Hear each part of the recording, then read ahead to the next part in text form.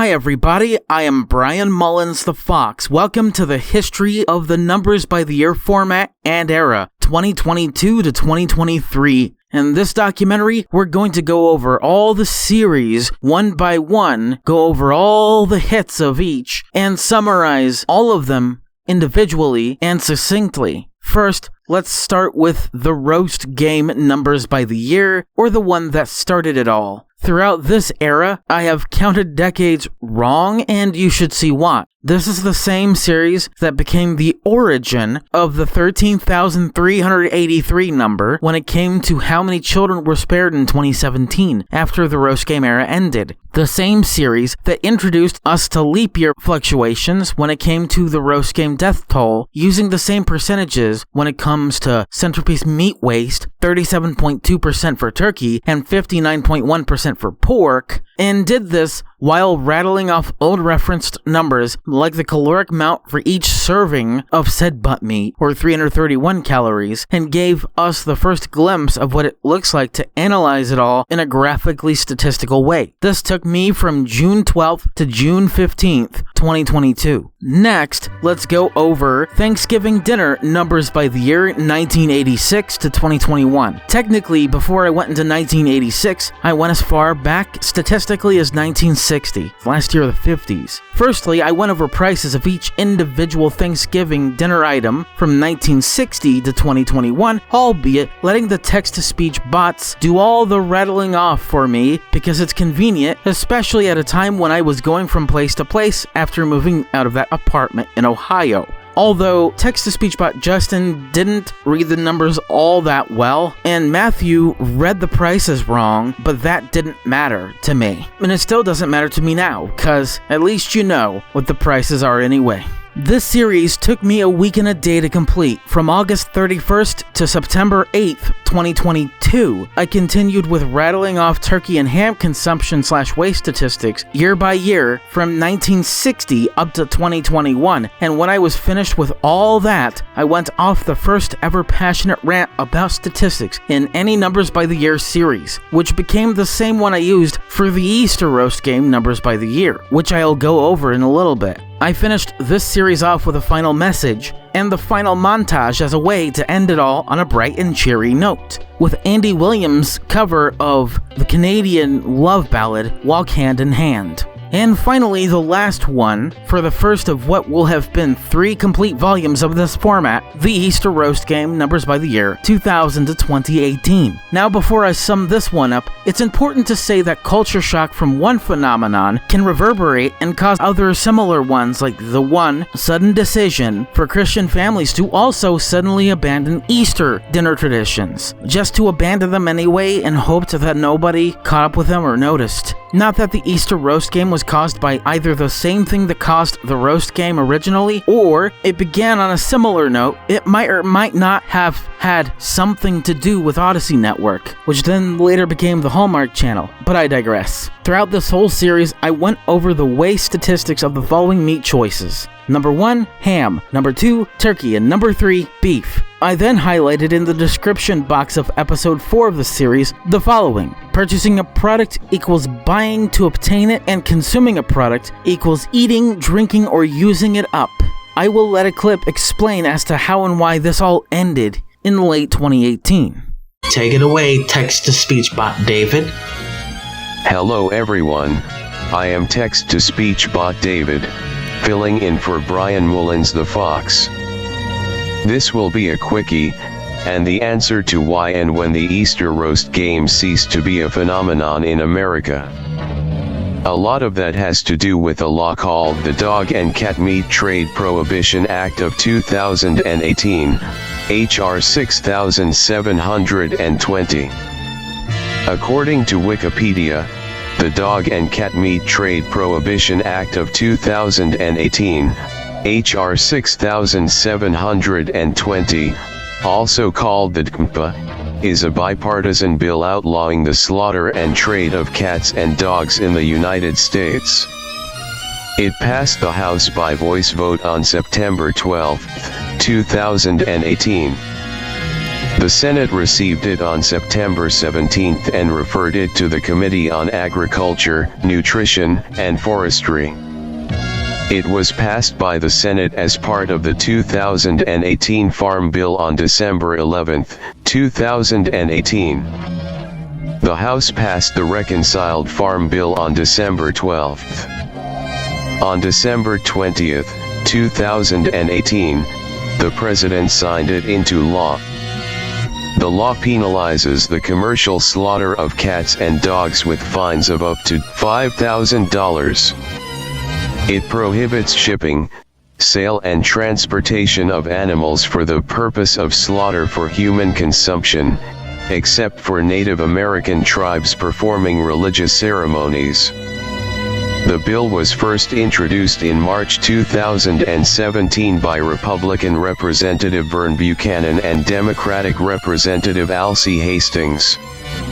In November 2017, it passed the House Foreign Affairs Committee as part of an effort to encourage the end of the dog and cat meat trade in countries such as China, South Korea, Vietnam, and India. The bill was promoted by animal welfare groups such as the Animal Hope and Wellness Foundation, AHWF, which saves animals from the meat trade around the world. Before the passage of the bill, the practice was rare but still legal in 44 states. This bill went into effect about 10 days before Brian Mullins the Fox originally uploaded the Easter roast game video. Strange, but it's true. This directly was a conjunction to end the Easter roast game as we know it. And coincidentally or not, emphasis on not, we started getting Easter meat consumption stats and data in 2019, a year after the one that this dead bill that was then part of the 2018 Farm Bill was signed into law. I don't think I've gone over roast lamb waste statistics until the first ever episode of the first edition of the Roast Game Awareness Month. I apparently felt like I didn't need to do all that until that point in 2023. And it might be possible that I might do something about that in the near future, or I might have done it in 2025. Whatever's true is true. And that does it for the first of 3 volumes of this format and era. The second volume is possibly the most interesting one yet. The second volume began with Halloween numbers by the year 2000 to 2021. I went over the following. 1. Pumpkin statistics, given that they're used as jack-o'-lanterns year after year. 2. Halloween waste statistics in general. 3. The history of and statistics concerning trick-or-treating. 4. The annual Halloween expenditure from 2005 to 2021. And number 5. Went on a rant about why the holiday itself sucks, not just trick-or-treating. In between the time before I finished this series and began working on Independence Day numbers by the year 1776 to 2021, I had an idea in mind. I decided to challenge myself by entertaining an alternative to reality when it comes to Christmas dinner prices that would have existed had the roast game never happened in the first place. In its place. Obviously, it happened and it did take its place. And the whole point of hypothetical Christmas dinner numbers by the year 1998 to 2016 was that the only way we can objectively document the average price of a 10 to 12 person Christmas dinner during the roast game era was to cut off the centerpiece, and that's it, for obvious reasons. And prepare yourselves, the next series in question will later become the longest ever numbers by the year series on record. Now let's get to Independence Day numbers by the year 1776 to 2021. Throughout this entire series, I went over the following. 1. What they, as in the Founding Fathers and others, really ate on July 4th, 1776. 2. The U.S. population history of the 4th of July barbecue tradition, and the consumption numbers as years went by. And in the same episode, documented whatever I could for between 1777 and 1909. 3. Documented the 1910s and 20s in episode 3. 4. Documented the 1930s and 40s in episode 4. 5 documented the 1950s and 60s in episode 5. 6 documented the 70s and 80s in episode 6. 7 documented the 90s and 2000s in episode 7. 8 documented the 2010s and caught up with the 2020s at present then in episode 8. 9, I went off on my series rant going off about statistics, supposed misinformation, and what have you, recapped the whole series and ended that episode there. And finally, number 10, I finished the series off with a montage and ended it all there. And finally, at long last, I will go over New Year's Eve, Numbers by the Year 2000 to 2022. This was the first time a Numbers by the Year series went over stats and interesting facts of the same year it came out, 2022. I introduced the series, went over the 2000s, but this time only counted the decade half right. Then I went over fireworks statistics and other important stuff in more interesting detail. I finally went over the 2020s at present and concluded the short series there with a different type of montage. Instead of speeding up nearly all the episodes at once to the last one, I just gave a juicy highlight reel of the entire series in a nutshell. Here's a clip.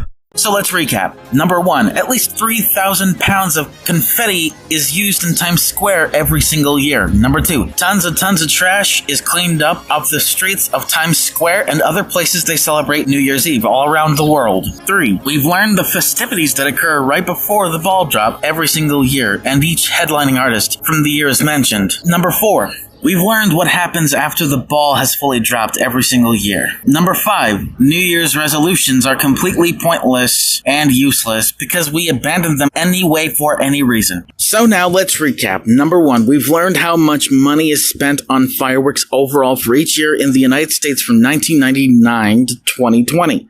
2, we've learned the overall amount of estimated firework-related injuries from 2005 to 2021. Number 3, we've learned the headlining artists for each year. 4, we've learned all the other performers, including the reason why I don't mention all the performances/performers every single New Year's celebration live at Times Square. And that succinctly concludes the second and most important volume of the Numbers by the Year format and era. Let's carry on into the third and last one, where I headed into 2023. The third and last volume of the Numbers by the Year collection and era began with Christmas dinner all over the world, Numbers by the Year. A series that took me the least amount of research in this entire era and was the final Numbers by the Year series surrounding the holiday of Christmas. I've covered the following 24 countries. Number 1, the United States of America. Number 2, Canada. Number 3, Mexico. Number 4, Brazil. Number 5, Chile. Number 6, Colombia. Number 7, Argentina. 8, the United Kingdom of Great Britain, or just the UK for short. 9,